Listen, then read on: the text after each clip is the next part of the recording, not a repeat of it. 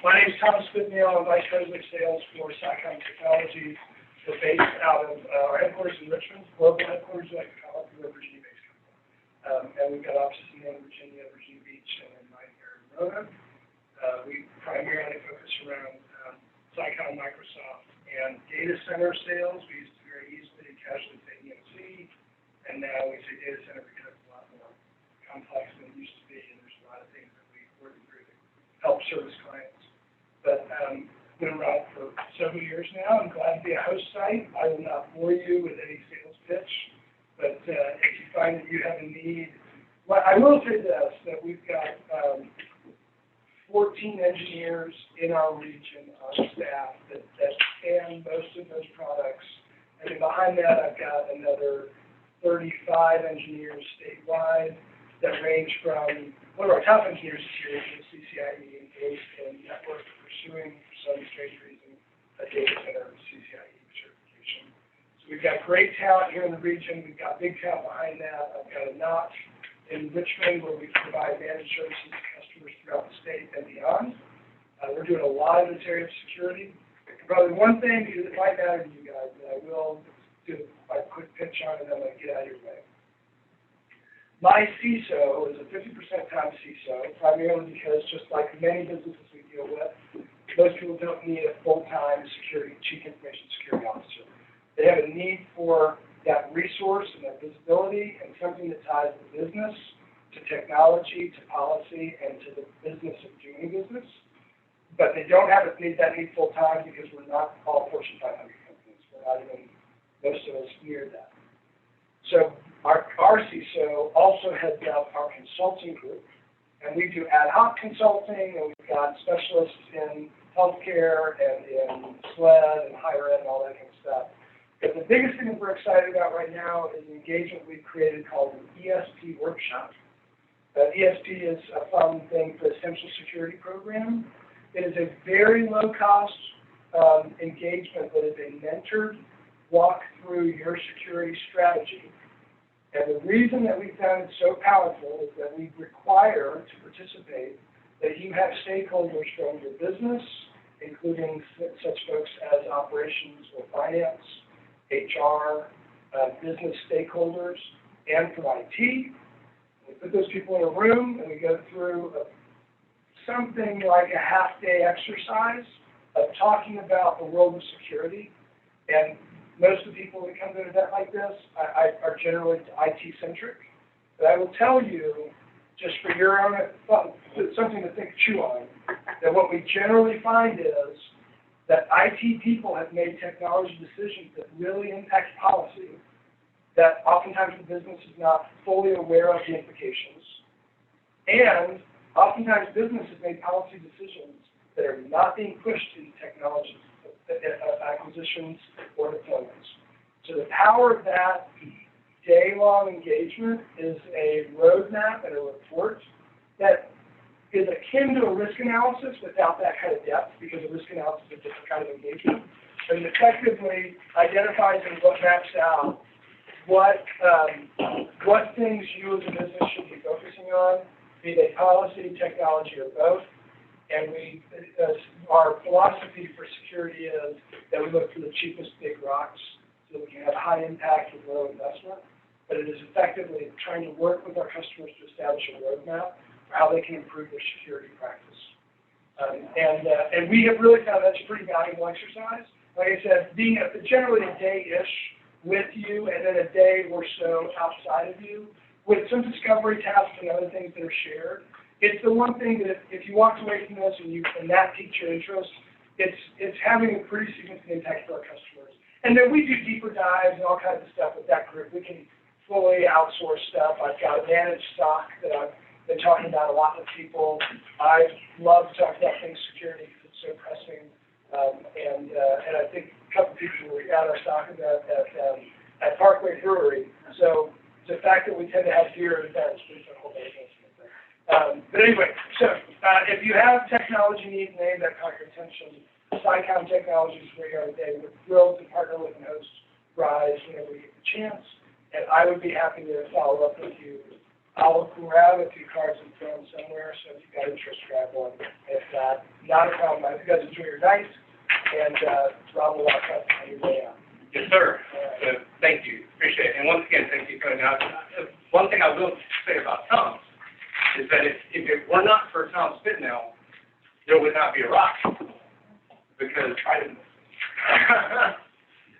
because when I first thought about doing this RISE thing, I went to Tom and I said, hey, what do you think about this? He goes, I think it's a great idea. You need to go to this medical thing. You remember that? I do remember that. And I met Nate, and that was the beginning. Yeah. I don't know if Nate would give me nearly as much credit, so that's okay. I think it's been great. And this is, you guys have swollen up and filled the room, which is fine. I think you were a little nervous for a minute. Yeah, right. It's kind of attendance. So we're very appreciative of what SciComm does. And for real, if you guys have an opportunity to talk to Tom and his team, you won't be disappointed. SciComm does some great stuff in town. I think some of you may have worked with them in the past, or even worked for them at some point. But anyway, we do try to make sure that those that do host the rest of the opportunity. Thank you. And I would linger about my son's 13 days, so I'm off his birthday day. I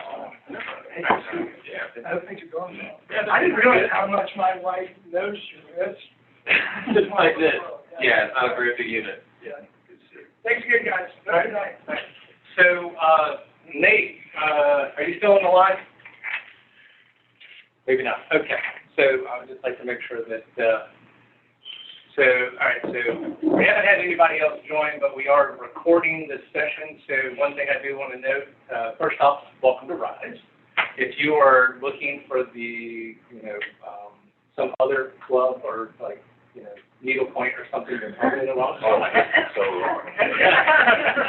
So this is RISE, Roanoke Information Security Exchange. So we are happy to have everybody participate. We have beer and candy, so I don't know what else you could add it for. So I guarantee the needlepoint folks probably don't have that. So in any case, so tonight we have Jarrett Register, who is a security guru of sorts.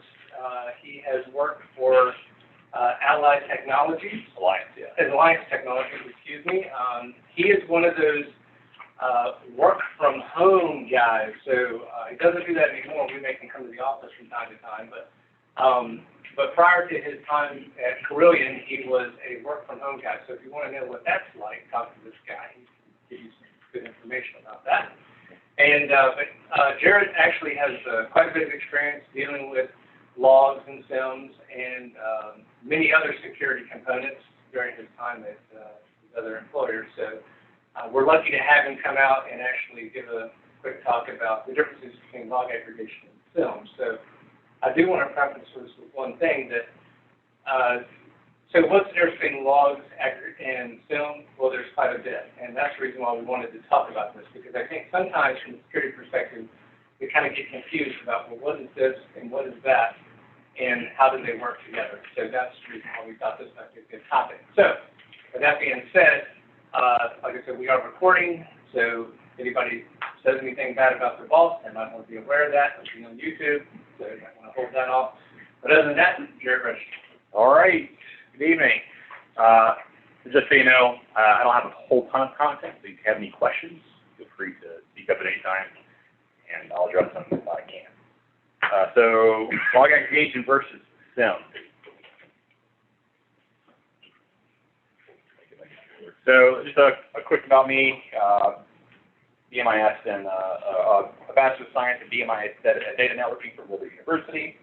I've got about 4 years as a security engineer, and then some of my main focus have been OS hardening, security baseline compliance, policies such as NIST and CIS implementation, firewall management, and SIEMs, which fortunately is on the docket tonight.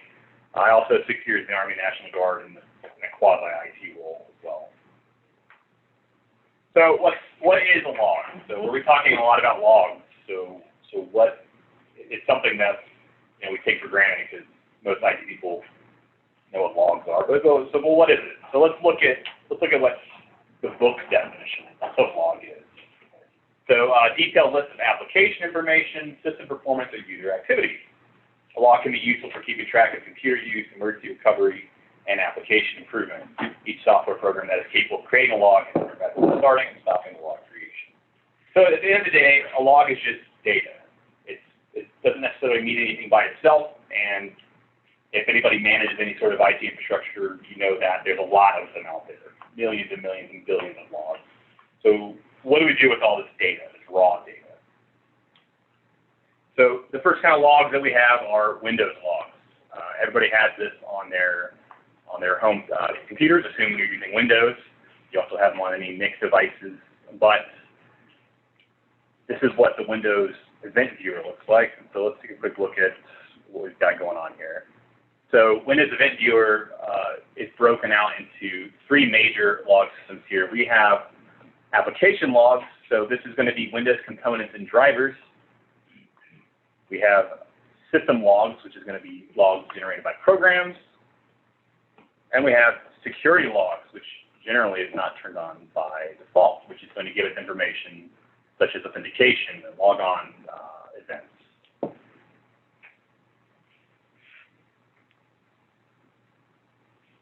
The next kind of log we have is real quick here. This is a reference guide. Having spent quite a lot of time digging through Windows logs recently, this is something that's very useful to have nearby, which is a quick way to interpret all the random codes that are associated with Windows logs. So if you're browsing through 10 billion logs and you need to find, okay, what's the code for interactive logins, cheat sheets are your friends. And so I've included one here, which Rob Garvey provided for me, which is very, very useful. For anyone who's familiar with Nix, you've probably seen Linux logs like so. Primarily, you'll find in var log, you'll find a sys log. The sys log is going to contain quite a bit of information, the nitty-gritty, what's being logged on your device. And other applications might have their own logs and the var log directory as well, but this is what this is going to look like here. It's very hard to read. It's quasi-normalized. So having to pour through these on a day-to-day basis is probably not something desirable at all. And the third kind of bucket of logs that I sort of highlighted are network logs, and this is one that I seem to deal the most in. This is a FortiGate firewall, and for instance, we can see any form of communication coming to the firewall. You know, IP packets, were they dropped, were they allowed, information about logons through the firewall, information about the firewall performance itself, any networking device, Cisco devices, anything. It's going to produce just gobs and gobs of logs, assuming how you have the policy set up. So this is what this kind of looks like here. So what is log aggregation? Log aggregation is in an enterprise where you have all these logs being generated by a variety of endpoints. You have Windows, Nix, networking, security infrastructure, IoT logs. There are a myriad of log sources these days, and it is a nightmare to try to manage that on an endpoint-by-endpoint basis. So log aggregation is when we stand up a server or a series of infrastructure solely designed to gather or to receive and manage those logs. A very common implementation is a simple syslog server, and everything would be pointed at that syslog server to periodically upload any new logs to the syslog server. And that is really the core of log aggregation, bringing in all the logs from all the endpoints into a central area. So why would we want to do that? So first of all is ease of access. So now if I need to find a particular log, or if I want to know some piece of information about any of my endpoints, I have one place I go to get that information. I don't have to RDP here or go RDP to a jump box and then SSH over to some rant. I can just go to one place to get the information that I need. Ease of management, because everything's in one place. Again, I have a single system that I have to manage for that. I don't have to go out and tweak things on 1,000 different endpoints. ease of analyzation. Again, because everything's centralized, I can run any type of analyzation software amongst a single database, as opposed to reaching out across my infrastructure to gather what I need. Ease of storage, because we're centralizing it, we can put it on more robust storage hardware instead of relying on the endpoints to store the logs themselves. And ease of searching. We can index it and perform all sorts of optimization on the data sets that we have. And lastly is security. Because we centralize it, we can harden down where we're storing the logs in a much more potent fashion. If you've ever dealt with any security compliance frameworks, you'll notice that a lot of them specifically point out you need to have these type of logs, they need to be secured in such a way, they need to be backed up in such a way, and that's really impossible without log aggregation, with bringing them all to a single place, without hardening that system down, without making sure that's encrypted properly, making sure that it's stored for a certain amount of time, making sure that it's rotated in such a fashion. We do all that by first aggregating to make that job a whole lot easier. And so here's a couple of very popular systems that are themselves directly log aggregation tools are associated with them. You might notice Elasticsearch, Logstash, and Kibana is the stack that came up last month in the Hack the Box event. But Splunk is a huge one, and that's what a lot of organizations will use. That's what we use for log aggregation. But these are some of the big name players. So that's basically it for log aggregation. Again, it's just collecting the logs into a single spot for us to manage. So let's transition from that into SIEM. And who hasn't heard of SIEM, or who doesn't know what SIEM was? Okay? So SIEM, and I pronounce it SIM, so I've heard it pronounced all these other different ways. So, yeah, I've had debates with people about how it's properly pronounced, but call it whatever you want, but yeah, but at the end of the day, it's security, information, and event management, the marrying of the two. More modernly, we've married the two into SIEM.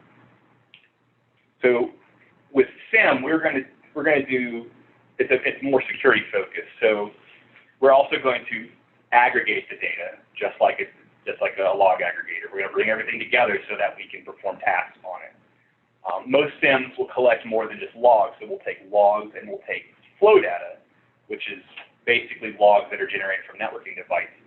We'll also take vulnerability data and a myriad of other forms of data or data streams that we can pump into a single area. And then the base of what a SIEM is, the purest form of it is correlation. Whereas a log might mean something by itself, it might mean something completely different when put side by side with other logs. And that's where our SIEM is going to perform the tasks that we as IT individuals can't, which is keeping track of all the logs. So event correlation, comparing log to log, log to flow, flow to vulnerability, is what the SIEM's primarily focus is. And then with that becomes alerting. So it can make a determination that something is good or bad or normal or abnormal based on correlating logs together. And then we want to know about it because, again, we don't have the capacity to pour through all this data ourselves. So we need a SIEM to correlate that and turn that data into information, which is actually actionable. And that's where alerting comes in. Reporting is sort of self-explanatory. And then a lot of SIEMs can also be the impetus for response. An alert gets generated, gets sent to a source system or a response system, which actually does something to correct or to remediate whatever event was determined. Baselining, because we are comparing things against things, we can quickly get a baseline for what's normal in our environment. We can look at logins and say, well, we have all this login data for this one computer. We notice that it's only logged in from 9 a.m. to 5 p.m. So if we see something happen at midnight, we know that is against the baseline. So we can take all this raw data, create these baselines and then alert people when something happens outside of our baseline. And very similar, which is user behavior analytics, which is basically baselining applied to individuals. And some of the SIEMs are focused way more heavily on user behavior analytics, such as Exabeam is very UBA-ish. And that's where people are ultimately the thing we protect and the thing that we protect against. So we need to understand what people are doing, what's normal for people to be doing, and when something happens that is outside of the norm, and that's user behavior analytics. You mind if I say one? Sure. Sorry. One thing that all of these kind of come from that I think you kind of mentioned but you didn't explicitly say is that SIEMs tend to be much better at actually understanding the log data. They actually interpret all those little lines of stuff. Whereas most log aggregators, they're just like line of text, line of text, line of text. They don't really understand that there's an IP address here, and this is a MAC address, and this IP address may relate to this other IP address in this other log. They tended to be just kind of be dumb storage and regurgitation. The big difference in my mind that all this stuff is built on is that the SIEM can kind of take all those lines of text and say, okay, I can normalize it internally, and I can form a relationship between, you know, all right, I know what it means when you say this user logged in here. I know what it means that that's very similar to when you say this other guy logged in this completely different log in this other product. I understand what a login is, as opposed to just, dude, I don't know what it means. Here's what we get. So yeah, so standardization is another big function of SIEM, which, having dealt with them before, there are parsing rules so that whenever a SIEM gets a piece of information, it can take it and say, let me compare that against my parsing rules. Oh, I think this came from a Palo Alto firewall, and I know exactly what to do with that. I know to use these delimiters to pull out information here, here, here, here. This is an IP address. Oh, this is the source destination, the destination IP. This is the action that was taken on the packet. And let's pull all that out and standardize it so that then, like you said, so that we can compare that with other bits of information. And so it truly can compare apples to oranges in such a way that the data was formatted differently, and then it can expound upon that and create an event which is a much more human-readable piece of information that was gleaned from that data. And this is sort of an example of that. So in a log aggregator, you might have login failures. So they're just, if you search for them, you might find them. You might have reports that report on them. But in and of themselves, each log is sort of, it doesn't really mean much. If you've ever looked through a lot of logs, you'll see a lot of login failures. It's just the nature of people trying to log into machines is that they fail many, many, many, many times. But the SIEM can take a look at that and say, well, hold on, I see the same person trying to log in and failing 4 times within less than a second. So that is significant. So what might be benign in and of itself suddenly becomes, okay, this is a brute forcing attempt. And so it'll create more data or more information off of that and say, hey, look, this is potential brute forcing, you need to look at this. And this is how the SIEM is going to take data that we don't have the time or can't read and produce information that we can actually act upon and save us time and allow us to utilize this data to its fullest. Another example of comparing logs to logs. So the SIEM might see, okay, we have a remote login success from this odd IP, which we haven't seen before. We're using behavior analytics to say we've never seen this person log in from this IP address. So we're going to go ahead and create an event called login from unusual location. Then we see, well, hey, that user just opened up Regedit, and they've never opened that up before, which is really unusual. So we're going to flag that as well. And then they're going to say, hey, well, we see 10 gigs of outbound data, and that's, again, very unusual for this user. So we're going to flag that as data exfiltration. And those 3 events that were generated from raw logs suddenly paint a greater picture of what's actually going on here. We have a potential account compromise and data exfiltration, all because we know what's normal, what the network traffic is supposed to look like, what the traffic on the endpoint is supposed to look like, and then we see things outside the norm, and we're able to interpret that for a human. So we created an alert that could be sent off to administrators. It could be pushed into a response tool to lock the endpoint down. It can automate what would normally take incredible amounts of manpower to determine. This is a very ugly depiction here, but this is basically flow data. So we've kind of talked about logs, and we've seen logs on endpoints, but flows are another very nice data source that might come from your firewalls or your networking gear. And flows primarily are based off of the TCP/IP headers for information. So we want to paint a picture for what network traffic in general looks like. And this is something that your network administrators might use a lot to sort of show what the overall traffic in an environment is looking like. But it's also very handy to have and to compare against logs or to use in and of themselves. So for instance, we use QRadar, and QRadar will correlate flow data versus log data to better enrich the reporting or the alerting that we get. So we might see, for instance, that alert where we saw, hey, someone had a data exfiltration, we might glean that from flow. It might say, hey, we saw this many outbound bytes this many times this period, so we can use that to create that rule. Another thing that I find is pretty interesting is there's some other tools, QRadar, for instance, that's sort of taking flow data to they're building on it. So sort of the one end of the spectrum is just regular flow, which we just want the TCP/IP headers. We want to know source destination or source IP address. We want to know destination IP address, what protocol and how many bytes were exchanged. But the other end of that spectrum would be full packet capture. We want to see everything. We want the whole stack all the way down to the data. We want the payload to see what's in there. But there have been some changes somewhat recently where people are like, well, we don't really want either. We want more than just the TCP/IP headers, and we want less than. We don't have to store PCAPs. So let's kind of delve into the payload a little bit, get a little bit of that information, and see if we can identify a little bit more than having to store the entire payload. And that's called QNI and QRadar, and I thought that was very interesting when we looked at that. It's a way of enriching the information we have.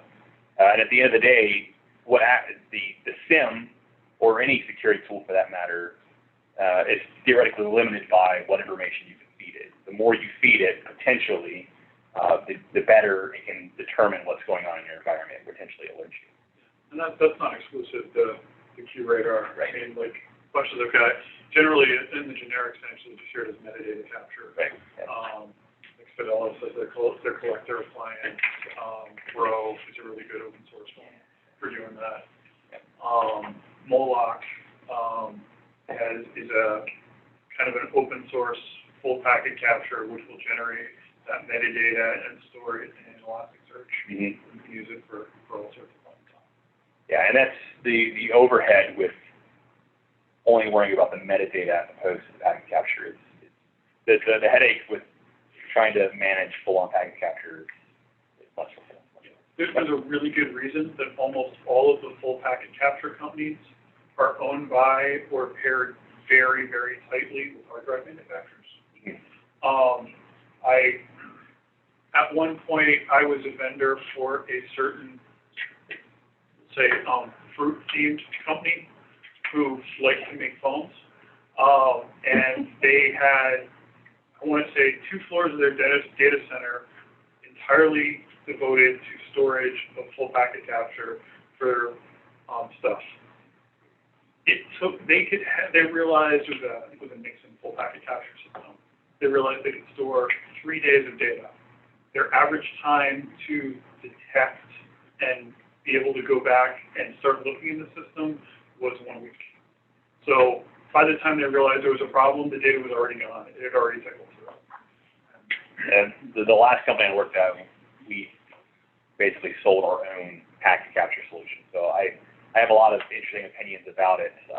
Not to disparage it, you can do a lot with again, the more data you have, you can do a lot with it. You can really know a lot, which arguably, there gets to the point where the information you get maybe isn't worth what you're paying to store it or to analyze it, but you do a lot of cool things with full packet capture.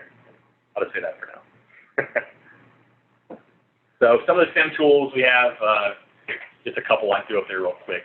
QRadar, Logarithm, Splunk Enterprise Security, Exabeam, Alien Vault. I've worked with most of these and more, at least at one point or another.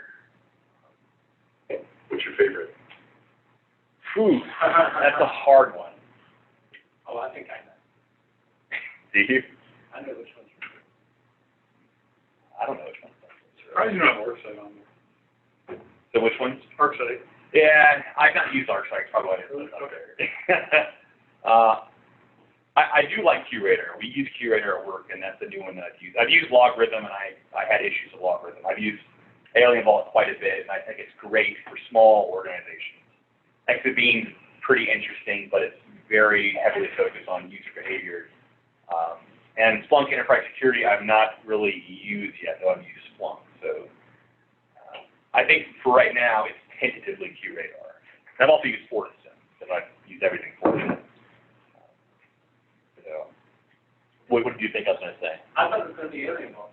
No, I've used Alien Vault the most, but I'll be the first to say it's got its pros and cons. So it's not as robust as QRadar. It's not my favorite. When it works, it's great. Not my favorite. And when it doesn't, you just want to punch Jamie Blasco in the face. Yeah, we still have enough. Yeah, and when it works, it's great.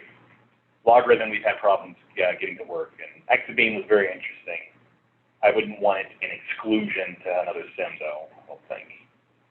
So speaking of Alien Vault, we'll be looking at OSIM, which is a good, just free one if you want to download and play with. I think that's next. It's coming up here soon. So where does log aggregation and SIEM crossover sort of happen? And this is a caveat. This is sort of my opinion. So I think other people might have other opinions. But the commonality is we need to get to the data. So we need to collect the logs. For a SIEM or for a log aggregator, they need to have that base of data that they sit on top of to analyze. So we need to collect it. We need to standardize it, because if we don't standardize it, and not all log aggregators are going to standardize it, but some of them do. It's both hot and warm storage, because we can get to that information immediately, and we need to be able to search it. In terms of standardization, that's kind of a spectrum, right? Like, Yeah. all the log aggregators will standardize timestamps, right? All logs are going to have timestamps. Everybody's going to understand it, because they want to put it on fancy timelines. Yeah. But when you start getting into like IP addresses and stuff, that's firmly in the system. Yeah, the SIEM's gonna fully parse the entire log out, pump it into fields that usually standard fields that we can report on, index or whatnot. So it's gonna do it much more heavily than the log aggregator. Cold storage for the SIEMs I've used, they kind of, or maybe I should say the SIEM services will usually provide cold storage, but maybe not the endpoint as well. So it's kind of more on the log aggregator side. But what log aggregators do really well, and this is what I like about Splunk, is that if I need to go in there and do a query on just raw logs, it does that very, very, very well. And then the SIEMs that I've used, maybe it's just the interface, but it's not as easy sometimes to just go look through raw logs, or it's not presented to you the same way. And obviously what the SIEM does that the log aggregator does not do is the thinking, the correlation, the user behavior analytics. So there's certainly a lot of crossover, and one of the biggest topics when we're talking about log versus, or that sort of started this whole thing, was Splunk. Splunk is a log aggregator, but a lot of people also use Splunk as a SIEM because it's a quasi-intelligence data source that you can kind of just put a little bit of something on top of and turn into a SIEM-like tool. And there's security features or forensic activities that you can do right from Splunk. So a lot of people will say, we use Splunk as our SIEM, which either means that they installed another module on top of it to perform SIEM-like activities, or they use it in such a way where it's a more manual SIEM. So that's kind of where this topic came from. Is Splunk, is it a SIEM or is it a log aggregator? And I think the answer is, at its core, it's a log aggregator. But kind of on this topic as well, some of the new ways I've seen SIEM being handled or log aggregator being handled is basically taking any data that an enterprise produces, logs, flows, vulnerability scans, anything, and pumping it up into an enterprise-grade data lake. And then on top of that data lake, spinning up whatever you want to do. You want a SIEM, just spin that up on top of the data lake. If you want, the network monitoring, just spin it up on top of the data lake. The data plane stays the same. It's just ingesting data. And then on top of that data, you just put whatever you want on top of it. And I've seen that. That's a pretty interesting thing to look at. And I've got a cousin who does that almost exclusively. And it's pretty compelling that as long as you have data, you can do any kind of analyzation on top of a single data plane. So that's that. So the more data, the merrier. And this is an interesting topic because we talked about how the more data you have, the better, or the more intelligence you should be able to glean from it. But in the real world, you start bumping into, well, more data equals more overhead. If you're doing full packet capture on a 10 gig circuit, you're going to have a lot of data that you have to do something with. So that's more overhead. But more data equals more potential security intelligence. So, for instance, now we are moving we're trying to pick a SOC provider. So one of the workshops that they will do is reviewing, so what data are you currently capturing? Because from a purely security perspective, not all data is the same. Just like from a server engineering perspective, they don't really care so much about vulnerability data or logins. They're more concerned about, well, what's my CPU utilization, or what's my hard drive space, or what errors or services are down. So different people kind of focus on different logs or different data sources. So from a security standpoint, we don't necessarily need to pump everything into our SIEM. So we don't really care about CPU percentages, even though that might be an indicator of compromise for various things. We have to be somewhat choosy about what we feed into what, and that's sort of an important distinction to make on an enterprise level when you could be more trigger happy like me and send everything to our SIEM. We want to know everything. We want to correlate everything. Eventually, you'll run into the point where you're paying more and more and more for licensing, or you're having to buy more and more hardware because your hardware can't handle it, and then you come to the realization that maybe we don't need all the firewall drops on the external. We don't need to look at all that data. So it's an important thing to think about if you ever find yourself architecting a SIEM solution. It's what data do we want to or can we afford to feed into our devices, and what potential information are we going to be able to glean out of that. So in doing this, and also just in my own home environment, I love standing up mini labs in my own environment. So I chose two systems, or two tools to do that. So OSIM is an Alien Vault. It's basically Alien Vault SIEM light. There's some things you can't do in it, but at its core, it's really the same thing. And Splunk, you can use Splunk Enterprise with a free trial, or it's also Splunk free. So these are things that you can just stand up at your own and stand up at home, which is what I've done, and point whatever you want to it, just to get a feel for how to use the UI, what does it look like, how is it standardizing the logs and whatnot. And we'll take a look at a couple of those real quick. So particularly on the Splunk side, one thing that doesn't necessarily get as much visibility as it should. Splunk has a really, really nice developer program where you can sign up, anybody can sign up, and get a free license for 6 months with 10 gig ingest per day, which is about a $8,000 a year license. Now it's for non-commercial use, but if you're doing it just to play around with at home, definitely take a look at the developer page. It's totally worth it, and you can keep renewing it ad nauseum.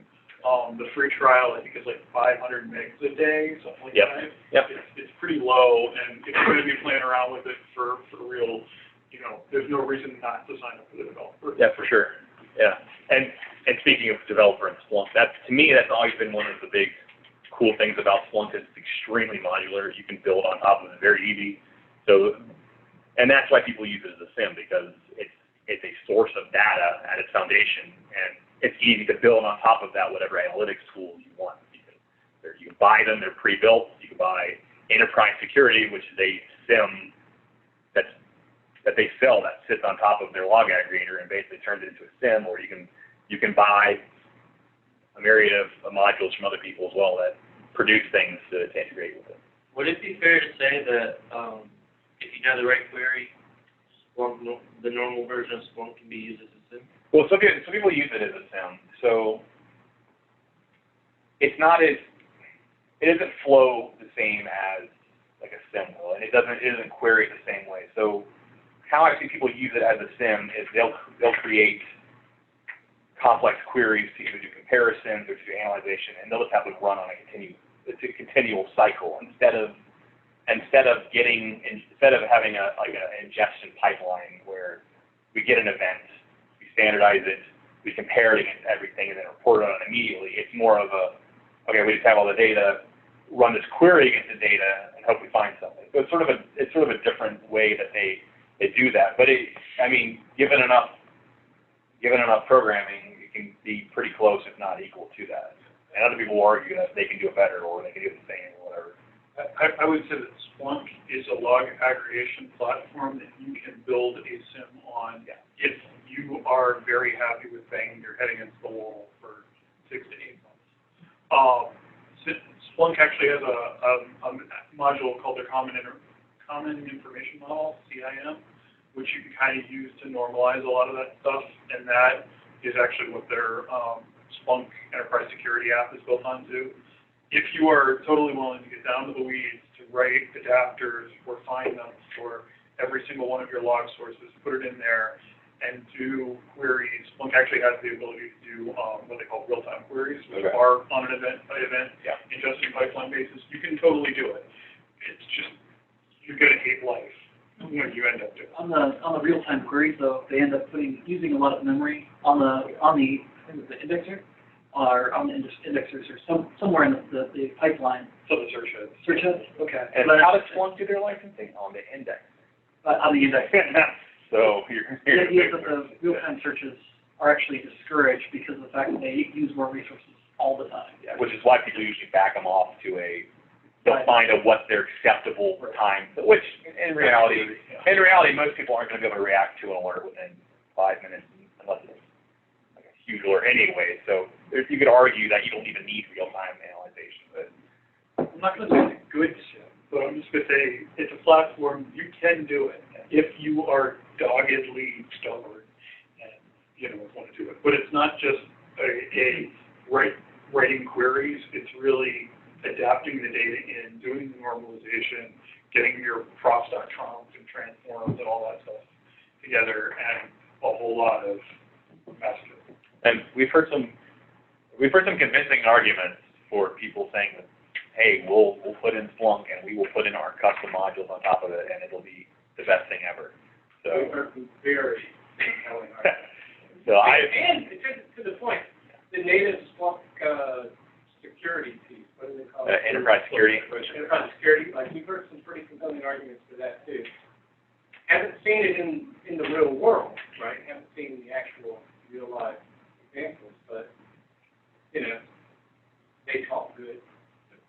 They're there, especially in the government space. Around the DC area, they love that thing. Their app their Splunk for Enterprise Security really used to be a third-party module by a company called Cassiopeia that did user behavior analytics. And that's why I say you can do it, because that's exactly what this other company did, and then Splunk bought it. And then Splunk, I like Splunk's querying ability. Just the way that you query in Splunk, to me, seems easier or more. You could do a lot more with it. I feel like than using like QRadar as their own query language or something like that, which I'm not a fan of. SPL will also let you do boneheaded queries, which are like, just search index everything for this IP, and it'll take forever, and you'll kill your search heads, but you can do it. Yeah. And that's the moniker Splunk. You can do anything, given enough time and effort and money. It actually goes pretty quickly, I will say. So we run Splunk, you know, we do that sort of thing. And yeah, no, Splunk is very efficient. At least somebody with a boneheaded query can actually churn that out and we'll get responses like a search back in less than a minute. Right. Depending on the size of your search window. And so kind of, again, log aggregation and SIEM, our current workflows are such that usually we'll have a proper SIEM alert us to something.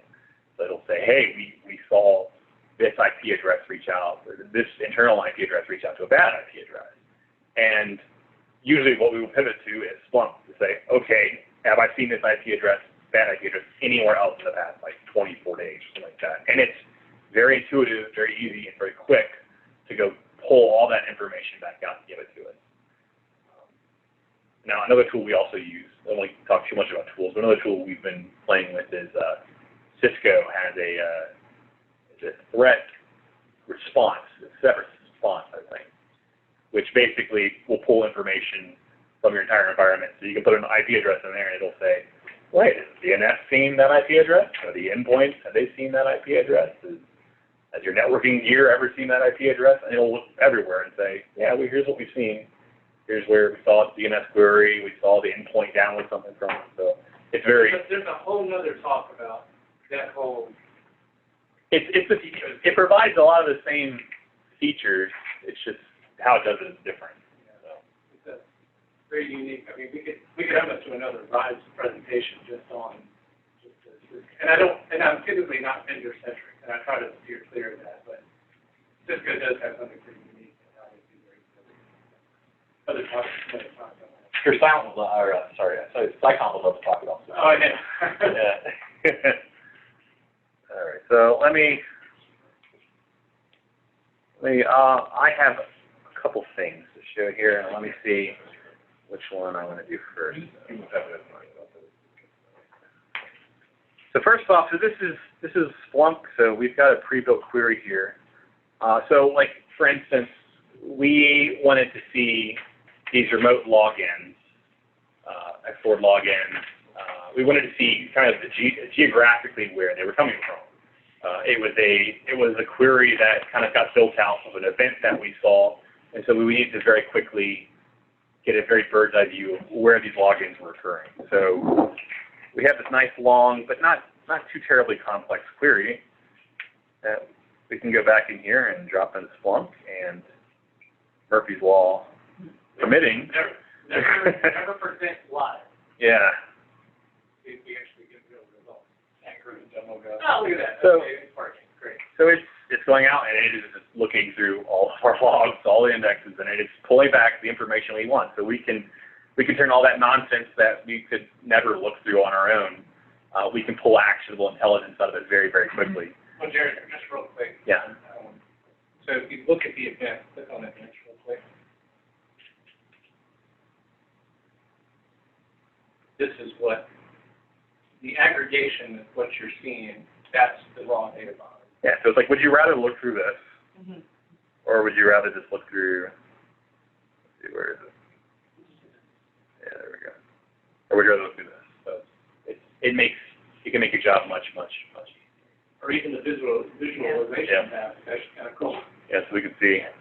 Fortunately, we don't have any Hong Kong or anything here at the moment, so that's one of the use cases we use for Splunk. A couple of things that Splunk, let's see if I can get it to work here. Splunk has very good visualization, I found, and very good dashboards.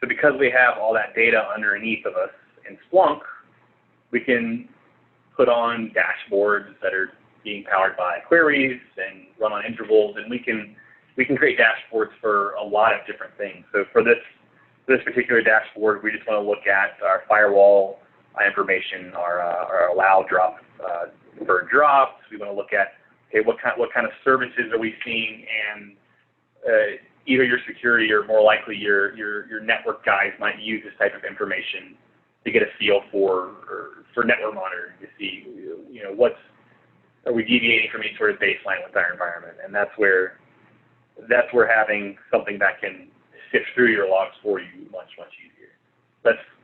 This type of stuff is nice to have on top of a log aggregator. Before you go, so does anybody notice anything kind of weird there? Yeah, right? Hi. Yeah, kind of a strange spike, right? So that might be something that we might want to dig into. Yep. So let me.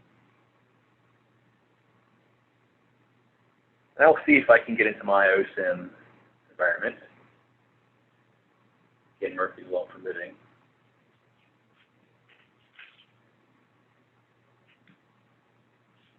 That's not it. Where is it?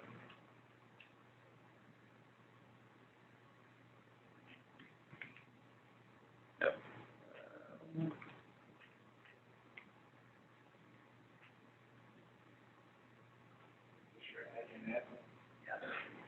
As an admin. But it's on my internal network, so please don't hack it.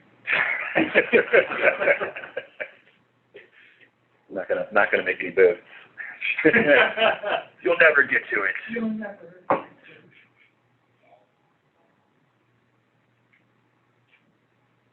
So, you guys thought you guys do something here, maybe not so recently, but the guy that was posting on either Facebook or LinkedIn, some social media, and talking about how we didn't understand why we needed to put in these security controls. And he's publicly posting this, like, we've never been hacked. Why would we do this? We've never been hacked before. This is ridiculous. Anybody want to take a guess how long that? Oh, not long. Well, I would say negative 3 years. He probably has been. Yeah, probably better. Probably the better answer than that. Never taunt the internet or the general public. Never ends well. So this is OSIM. This is one of the ones that I recommend if you just want to go download something that you can just download as an ISO and spin up in VirtualBox, which is exactly what I've done here. It's a SIM. So what I'm doing right now is I'm pulling in my Windows event logs into this, and I get some nice visualization around that. So most SIMs will do more than just log correlation. A lot of them will sort of be quasi-CMDBs. So I can come in here and I can look at, all right, what assets have I found on my network based off of either what we saw in the logs or based off of a TCP scan. So I can look at that. I can say, see, where's my,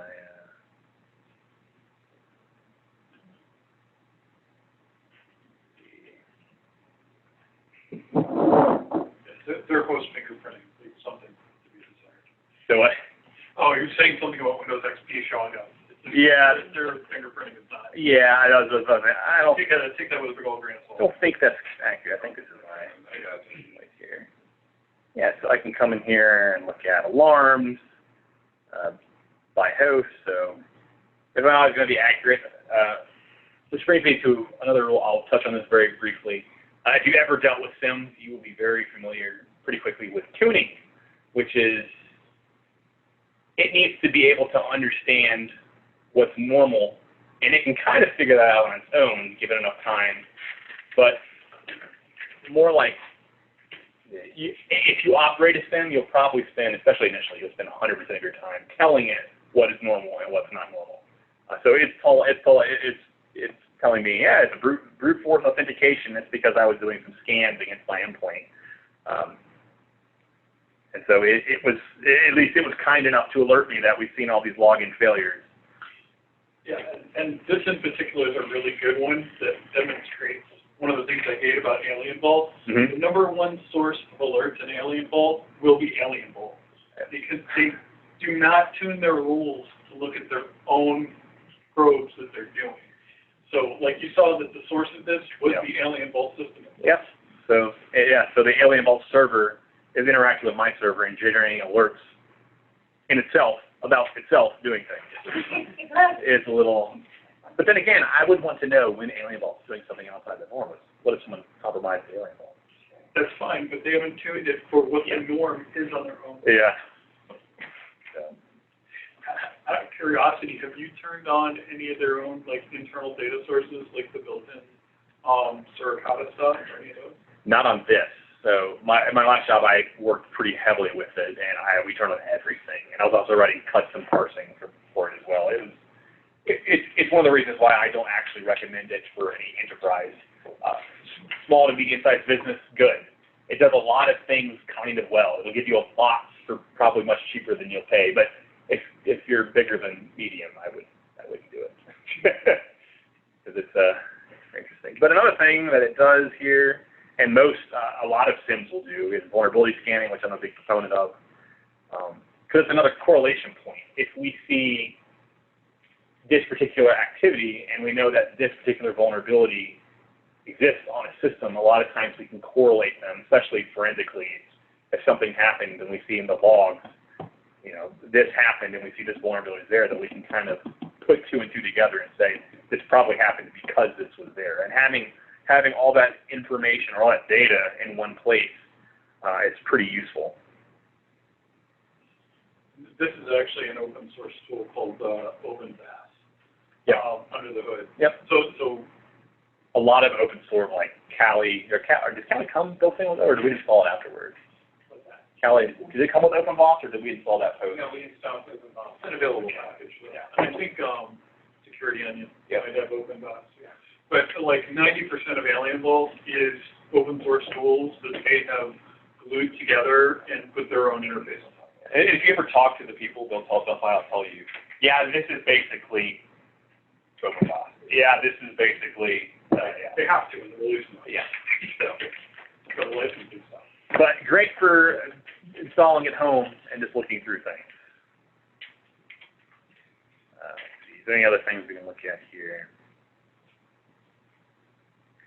We've seen alarms.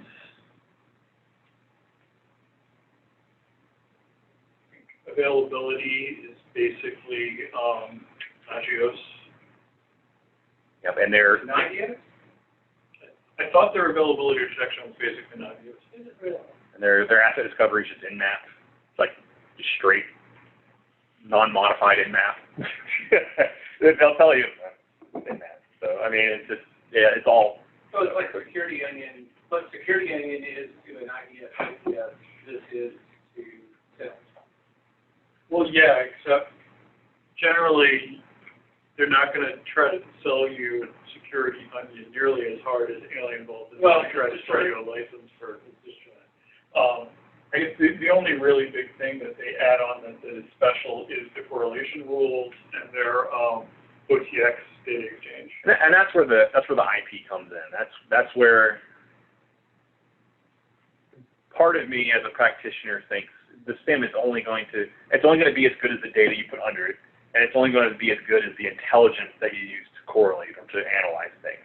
So you might have the best SIEM in the world, but or the best UI and the best data, but if the guts, if the brains of the operation doesn't have the most robust correlation engine, then you're not going to glean what you would from otherwise. And another thing you'll see in the SIEM and in all security tool markets now is everybody's putting in AI, everybody's putting in machine learning, it's just layering in as much intelligence on top of the raw data as we can, and then that's where we get information. We can actually one entire rise to the ages going over buzzword. Yeah. I thought you were going to say machine learning and AI, and I was like, we might have to have like a whole year's worth of drive feeding to even scratch. AI, we made it next gen. Yeah. UBA, that was 1, 2, or 3 years ago. Yeah, UBA, I mean, the list goes on and on for buzzwords. So one thing to mention, especially about Alien Vault, Mm-hmm. is that installing a SIEM normally is a huge proposition because the SIEM itself doesn't do anything. Like you just said, it's only as good as your data. Like I'm gonna buy ArcSight, I'm gonna buy QRadar, I'm gonna buy Splunk with the enterprise security back. I have a very nice, very expensive Bedrock. I need all these security controls, I need firewalls, I need IDSs, I need all this stuff to feed in here. Mm-hmm. So it's really a project in and of itself.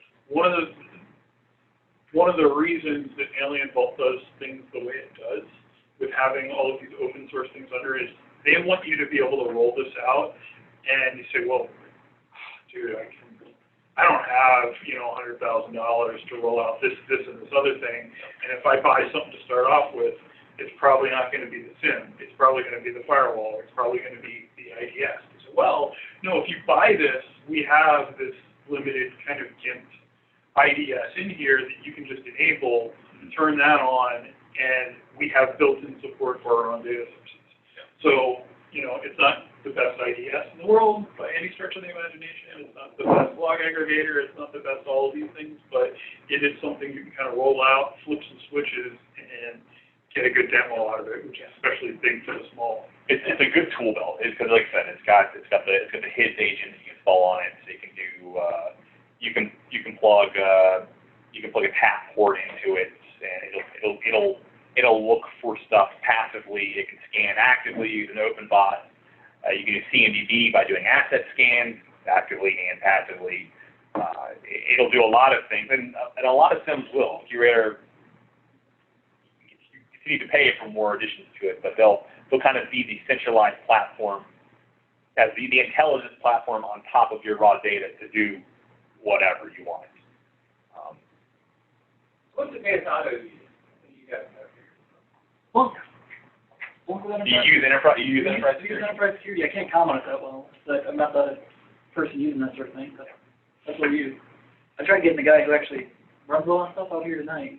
You guys feel like you have a good handle on it? Reasonable. Yeah. So there's one thing that I've seen, and I've not been everywhere. I've got 4-ish years in the network security realm. The one thing I found that's pretty common is people vastly underestimate the amount of work that managing a SIEM takes. And the thought behind a SIEM is we need help doing what people can't normally do. So like, well, let's get a SIEM, and then that'll count for like 50 people, and so we'll just have one guy manage it for half time. And then they get it, and then they realize that it's going to take like 4 people a month of full-time FTEs just to get it tuned and working properly, not to mention an ongoing basis. So it can be a lot of work, but it's one of those things where if you can get it working and then maintain it properly, it works pretty well. But I found that most people don't properly manage their systems. There's a reason that Splunk sells consulting services. And the other part with Splunk or anything along those lines, it's, especially if it's a big enough enterprise, it's not so much the SIEM itself, it's the infrastructure to get there, especially if you're going to have, if your company is geographically diverse, now we're talking about multiple places to set up syslog collectors or multiple methods of getting data to wherever the destination may be. So it's one of these, totally one of those, we have to basically get all that data into that proper spot, got to do the right things with it. There's all these sort of things that we have to be going through. And once you finally get to that point, now you're starting to use the model of what data can I be adding to this sort of thing? Should I be hunting on top of it? What dashboard can I be building? What dashboards? Because one of the really nice things about Splunk, one of the things that I like is that you are, in terms of an analyst perspective, especially if you're hitting Splunk fresh, what you end up doing is a lot of what do you call it, EDA, exploratory data analytics. So what you're trying to do is understand what are my data sources, what's out there, what could I be looking into. From that, you start immediately getting down to the point of where I have the recurring searches, looking at those sort of things, but also that flipping into dashboards and presenting that back to the enterprise saying, look, we've got problems here. Those dashboards are an excellent sales thing for, okay, how well is our vulnerability scanners doing? How well is the network performance, or how well is the app performance, or anything along those lines? We can start building dashboards, and it's easy to flip from, well, I was just playing around, looking at something, and then flip it to a dashboard and use that to say, send that link to my boss and say, hey, look, here's a cool graph. We should maybe throw some more money at this, this particular area, or invest a little bit more. Yeah, and let me piggyback off of that. That is absolutely true, because I have actually had that situation where I was just thinking around one day, hey, that's probably not good. Let me go ahead and flip that over into, you know, a digestible, an executive digestible format. We should probably focus on this area here. And as a result of that, I was able to get the funding that we needed in order to be able to do that. So I totally agree with that statement. And the main thing I've seen with Splunk is that from a prior life, we saw that as a force multiplier, right? It's about getting, yeah, you're investing a lot of money into Splunk, but what you also are doing is enabling the analyst to spend less time performing the searches and flipping into those dashboards. It's a way to get more money or more useful time, or make the analyst time more useful. Tends to reduce the learning curve significantly when you bring your people on board. Absolutely. I think into that. Here's a quick question. Sure. Y'all talking about Splunk here, we're talking about this. How does the person who's coming into the field learn Splunk? Because I don't think there's a Splunk school. Yeah, so you can, first off, you can install it for free. You can put it at home, and I'm a big proponent of, I learned something by doing it. So actually having it in front of you and being able to like dig through it and write queries is one thing. I know Learning reg analyst. Yeah. Probably reg analyst. Yeah, understanding regex will help you with almost every aspect of IT. Regular expressions. So regex is it's a language. I guess it's a language. It's a language for. Yeah, it's for. If you just go to Google and type in regex, it'll tell you a lot. But it's a means of selecting pieces of a string. For looking for particular parts of a string out of a larger string. So understanding that, but you can go on YouTube and there's going to be a myriad of how to learn in Splunk, how to get started in Splunk. I live on YouTube. Yeah. Yeah, because, you know, where I work at, you know, you're doing Tier 1 plus, and you're trying to apply for it to get all that Tier 1 plus. And I want to get into the security realm, and that's where I want to work at. And it's like, how can you make yourself, I want to make myself more marketable to the department. So I come in and it's like, hey, I know a little bit about Splunk, or I know something about regex. At least that way when I go into an interview, I can at least. If you just drop Splunk, like, in my mind, I'd be like, oh, that's a good sign. I wanted to finish this presentation, but for those of you that are interested, and I know some of you are, I just sent it over to Zach. Zach is our intern, and he's a senior, sorry, 2 beers, and look at that. And so, he's going to be a senior at Radford, but he's working in cybersecurity. And so I just sent him over something from John Strand, and it's something like first 5 years in IT or something like. Or Yeah, like 30 things to get you started or something. So, and I'll share that link. I'll make sure it's on the RISE website. But beyond that, I'll make sure that you guys we'll review that before we leave. For those that are interested, for those of you that are already in IT security, you can beer, candy. But for those that are interested, I can give that. I watched the first video last night, and I've been in IT security for 15, 20 years, and I thought it was pretty valuable. It was the first one, and it was what's doing their first 5 years of IT security. I was like, holy crap! Right. I'm behind the power curve here. So, but anyway, I just want to say that out. I thought last meeting. I can't figure out my password. But, I didn't want to interrupt you, but I do want you to finish. Yeah, well, that's basically all I have for now. So if we're in open discussion, I'm up for open discussion. But I know Splunk has. We've looked at the Splunk certifications. I just know they're super expensive. So they have training and certs. I don't know how valuable that would be or not. I'm sure, given specific roles, it's probably pretty valuable. They've got some like free webcasts and things though, that are like a good place to get started. Like not their official, somebody else is going to pay for the stuff and certifications. Does anybody have any questions in general about log aggregation, logs, sounds, security intelligence? I got a question. I'm just kind of curious on like what people have used here. Has anybody tried or have experience with using like a cloud-based log aggregator like Datadog? No, I've not used it like that. Alien Vault does do web-based.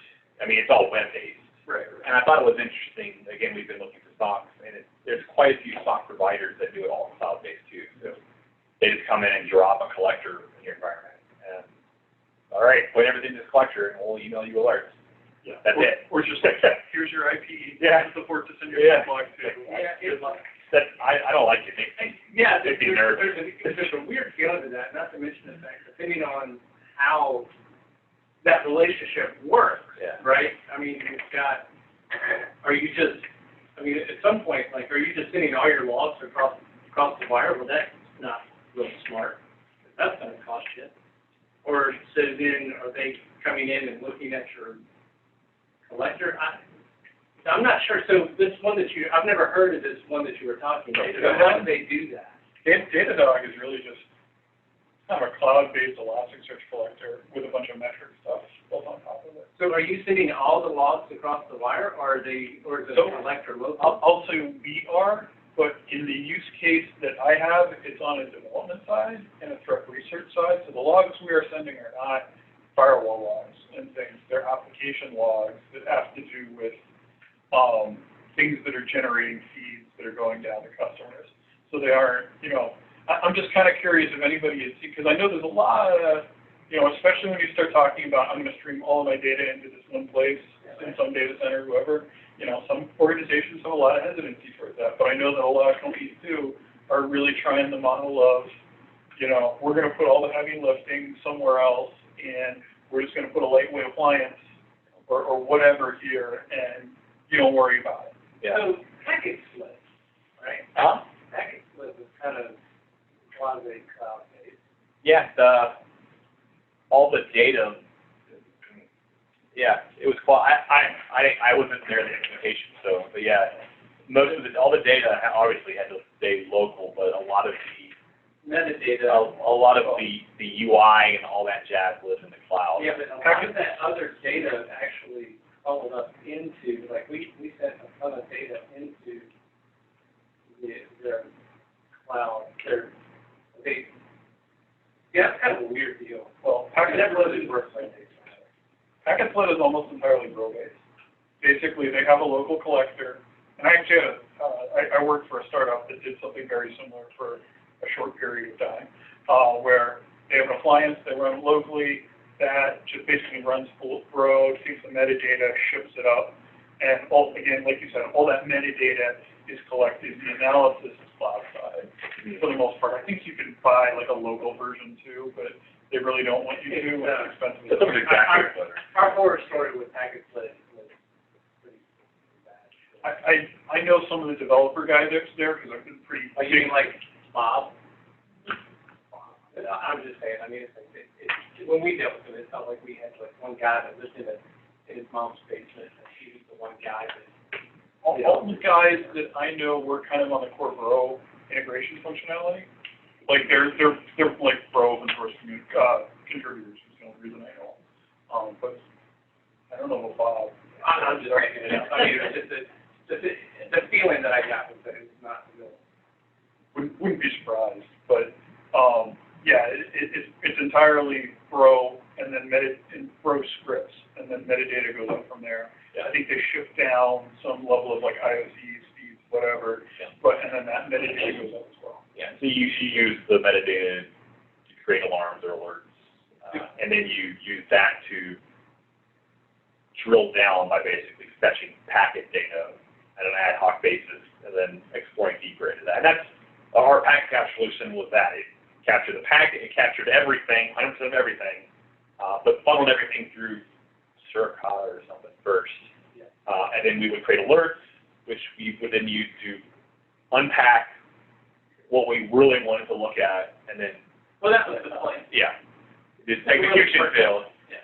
So both the other companies got lost in the same thing in Australia called packet. They got lost in the PF ring. The PF ring never quite.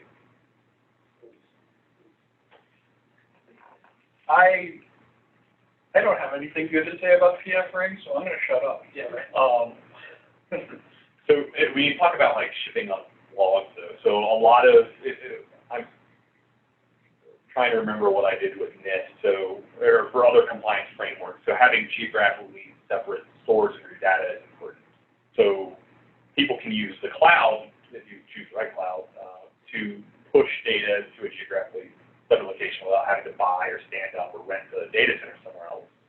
So, and what I found, if I remember correctly, how that works is it's super expensive to have all that data traversing outbound. So you apply like Alien Vault, for instance, all those logs, you guys do a sensor, which has got to feed back up into the cloud. So you first filter, you say, okay, what do we want to correlate and whatever, but we don't want to actually send up to the cloud. You filter like external packet drops in the firewall. There's too many of them, they're not going to give us any action, so just get rid of those. And then everything else, it can take a lot of packets and condense them somehow. I'm trying to remember the word for it. I don't know if it's aggregate, but it has a way to, it starts with a C. Not correlate, or the rest. You ever seen like this machine that takes pieces of paper and put them together? Correlate. And maybe it's colligate. I never worked on in a data center where we had to collocate like and use bursters or anything like that. Collating? Collate. Yeah. Not cool. Colgate, no, definitely. Yeah. Is that where it's bringing things together, right? So yeah. It's a different dialogue, because when you select the collate option, that's where when you print two copies, it does 1, 2, 3, 4, 5. I work in the mailroom, so when I say collating, I mean literally taking pieces of paper and putting them together. But I remember that's the term that they use for taking logs. We don't need 5 million instances of the same log if it happened within a set period of time. So just condense it all and add some other data so that we know. But if we can basically compress our logs in that way, then that's less to have to traverse outside the organization. So Syslog will do that too, right? When after a while, it's like this message, repeated 500. Yeah, so we don't need 500 copies of it. So it's important to minimize the data traversing outbound. So. Well, some of them too, because there are a couple of different guys that use similar systems will actually do self-tuning, where there's some kind of like threat level or whatever, the system sets to green, and then we have a yellow alert and we think something's going on, or we see a huge uptick in traffic, so we go to red, and then they will start sending additional metadata as a result. It's kind of like, all right, if everything's normal and you get hit, all of a sudden, then it's like reactive debugging. It's like, if this, then we need more information. A lot of the things from sitting in a lot of stock discussions, a lot of things people are doing now, one thing that a lot of people are doing is, so before like a tier 1 support, they'll have just AI or machine learning or whatever flavor, artificial intelligence you want to call it, but they'll have it assess everything and then give it a score. So we're like, well, we're 80% sure that this is bad, or we're 75% sure this is the false positive, whatever. And if that meets a certain threshold, then if it's over 90% confident, we'll defer to the computer. If you say you're 95% sure that this is malicious, then we're going to treat this as it's malicious. Go ahead and do whatever you would do otherwise. And if you're 95% sure this is a false positive, then tune it out. We don't even want to lay eyes on it at any point. But if you're not sure about it, then send it to somebody and have them take a look at it. And that's the way that a couple of them did it.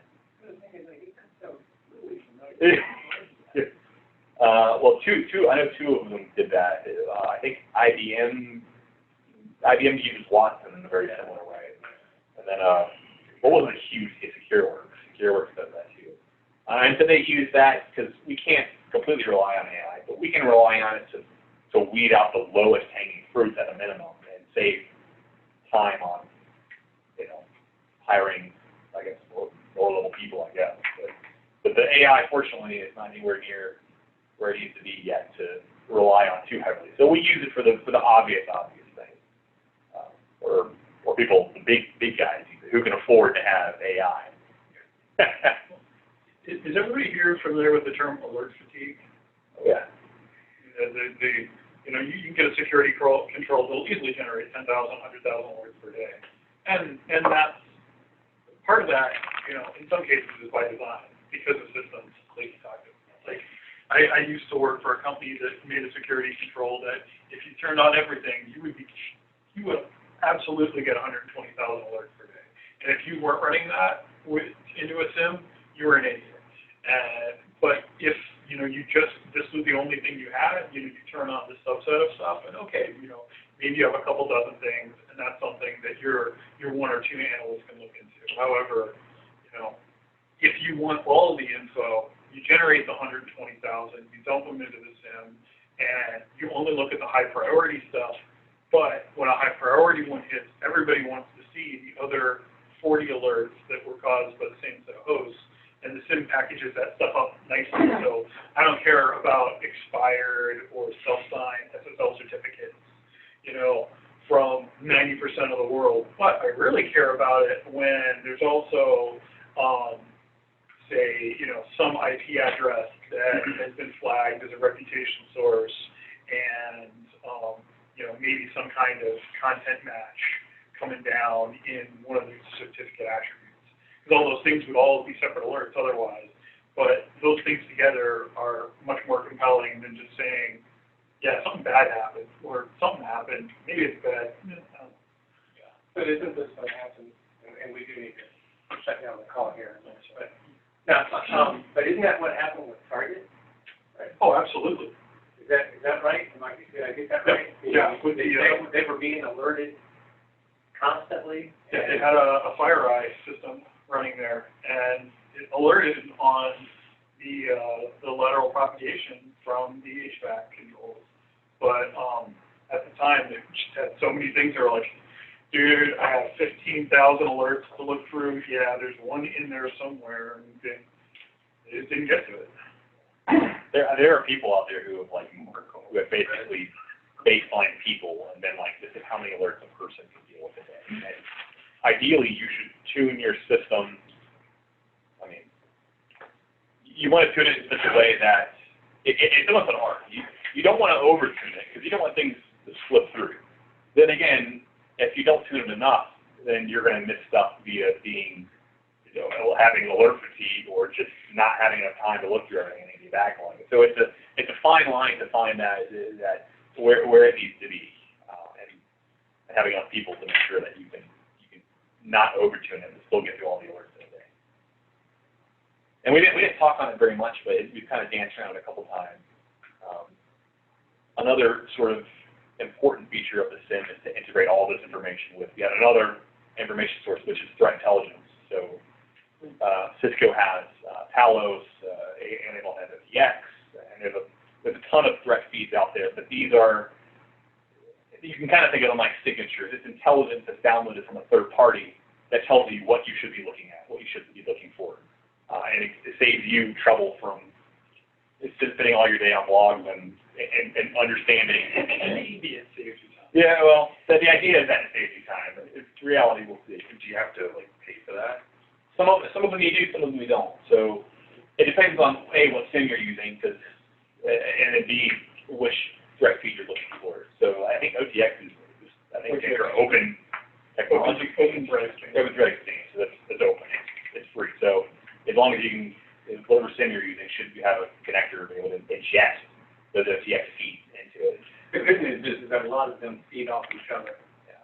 Really? Yeah. So, like, it's not always an incestual relationship. It really is, because they this one gets the feed from this one gets it. So sometimes they feed one another. So But you just open up like telephone. Yeah. yeah. But, yeah. All depends on, you know, where you come in. I am going to go ahead and shut down the call. We're more than welcome to continue talking, but I just want to, is anybody else on the call? Does anybody have any questions on the call? If not, we're going to shut it down, so you can go ahead and